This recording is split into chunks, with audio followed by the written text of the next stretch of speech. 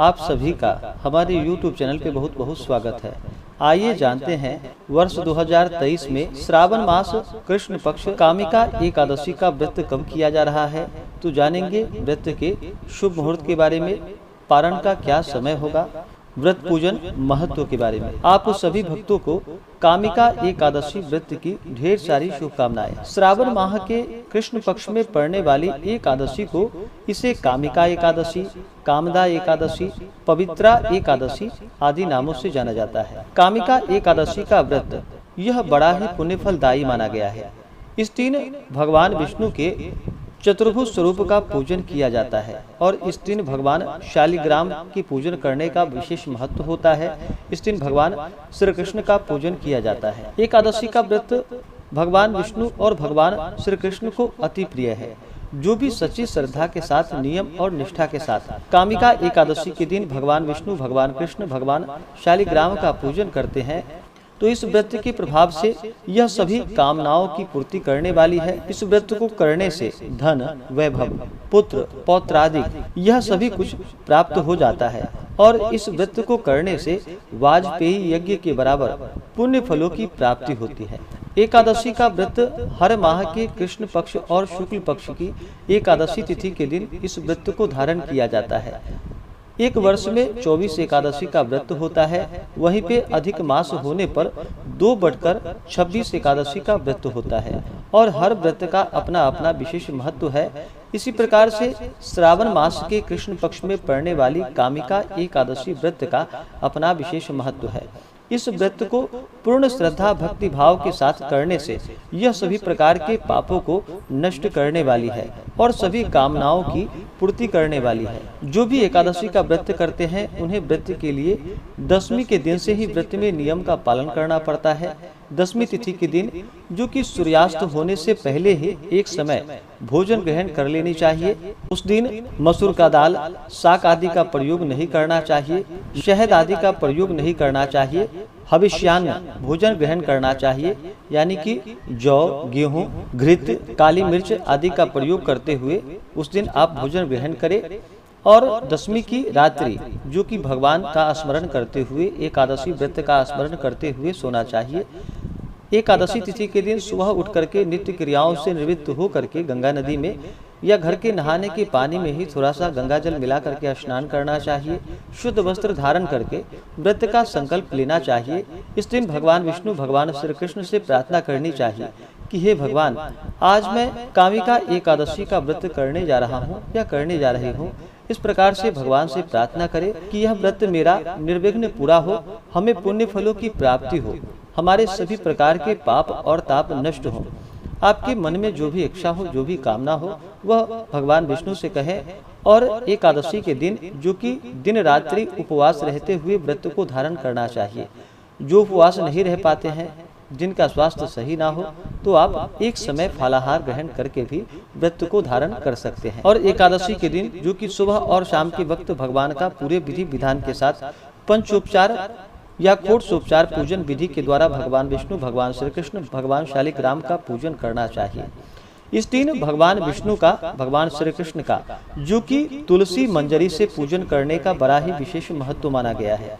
और इस दिन रात्रि में दीपदान करने का भगवान विष्णु के नाम से बड़ा ही विशेष महत्व माना गया है। इस एकादशी की रात्रि भगवान विष्णु के निमित्त रात्रि में दीपदान करते हैं, उसकी फल प्राप्ति को चित्रगुप्त भी नहीं समझ सकते। और इस दिन, जो कि रात्रि पर्यंत मनुष्य भगवान की प्रतिमा के सम्मुख दीप को जलाया करता है, इससे पितर लोक को भी अमृत प्राप्त होता है। घृत एवं तिल के तेल से दीपक जलाने वाले को कामिका एकादशी व्रत के प्रभाव द्वारा स्वर्ग लोक की प्राप्ति होती है। इसलिए इस प्रकार से पापनाशिनी कामिका एकादशी का व्रत हर मनुष्य को करना चाहिए। यह बड़ा ही पुण्यफलदायी माना गया है। तो इस दिन भगवान का पूरे विधि विधान के साथ सुबह और शाम के वक्त पूजन करना चाहिए। जहाँ तक हो सके रात्रि जागरण करते हुए समय को व्यतीत करना चाहिए और अगले दिन जा करके द्वादशी तिथि के दिन सुबह स्नान करके शुद्ध वस्त्र धारण करके भगवान का पूजन और आरती कर लेनी चाहिए। ब्राह्मणों को भोजन कराना चाहिए, ब्राह्मणों को दान और दक्षिणा देनी चाहिए और फिर हरिवासर समाप्त होने के बाद व्रत का पारण करना चाहिए। तो आइए जानते हैं कामिका एकादशी व्रत के शुभ मुहूर्त और पारण समय के बारे में। श्रावण मास कृष्ण पक्ष वर्ष 2023 में एकादशी तिथि प्रारंभ समय 12 जुलाई 2023 दिन बुधवार शाम 6:02 और एकादशी तिथि की जो समाप्ति होगी 13 जुलाई 2023 दिन गुरुवार शाम 6:26 पे। तो हमें द्वादशी युक्त और सूर्योदय व्यापनी के अनुसार जो समय प्राप्त हो रहा है एकादशी व्रत के लिए, वह समय 13 जुलाई 2023 दिन गुरुवार को प्राप्त हो रहा है। तो सभी इस दिन व्रत को धारण करेंगे और इस व्रत का पारण जो कि अगले दिन 14 जुलाई 2023 दिन शुक्रवार को व्रत का पारण किया जाएगा। द्वादशी तिथि की समाप्ति जो होगी 14 जुलाई को, वह शाम 7:18 पे होगी। एकादशी व्रत का जो पारण किया जाता है वह पारण हरिवासर समाप्त होने के बाद करना चाहिए। हरिवासर का जो समय होता है वह द्वादशी तिथि का पहला चौथाई हिस्सा, इस समय को छोड़ करके व्रत का पारण करना चाहिए। तो व्रत पारण का जो समय है 14 जुलाई को, वह समय सुबह 5:32 से सुबह 8:18 तक कामिका एकादशी व्रत का पारण किया जाएगा 14 जुलाई 2023 दिन शुक्रवार को। इस दिन व्रत का पारण जो कि दुर्वादलीन पारणम, दुर्वादल से व्रत का पारण किया जाएगा। आप चाहें तो तुलसी दल, जल, फल से व्रत का पारण करें। एकादशी तिथि के दिन सूर्योदय का जो समय है वह समय सुबह 5:16 और सूर्यास्त शाम 6:52। 13 जुलाई को राहु काल का जो समय होगा वह दोपहर 1:45 से दोपहर 3:27 तक और 14 जुलाई को राहु काल का समय सुबह 10:21 से दोपहर 12:03 तक होगा। राहु काल समय के दौरान कोई भी शुभ कार्य या पूजन आदि का कार्य नहीं करना चाहिए। इस समय को छोड़ करके ही सभी शुभ कार्यों को करना चाहिए या पूजन आदि का कार्य करना चाहिए। 13 जुलाई को योग जो कि शूल योग सुबह 8:51 तक होगा। उसके बाद गंड योग नक्षत्र जो कि कृतिका नक्षत्र रात्रि 8:52 तक। उसके बाद रोहिणी नक्षत्र।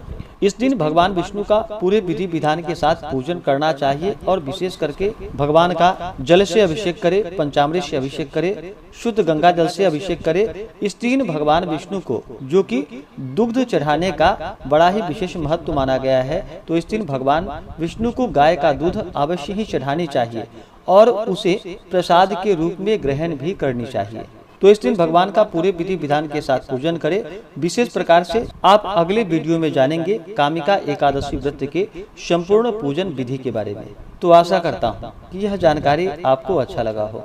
ऐसे ही ज्ञानवर्धक जानकारियाँ प्राप्त करने के लिए हमारे इस चैनल पे अगर आप नए हैं तो चैनल को लाल बटन दबा करके सब्सक्राइब करें, साथ में बेल आइकन घंटी को दबाएं ताकि मेरे वीडियो का नोटिफिकेशन आपको समय से मिलता रहे।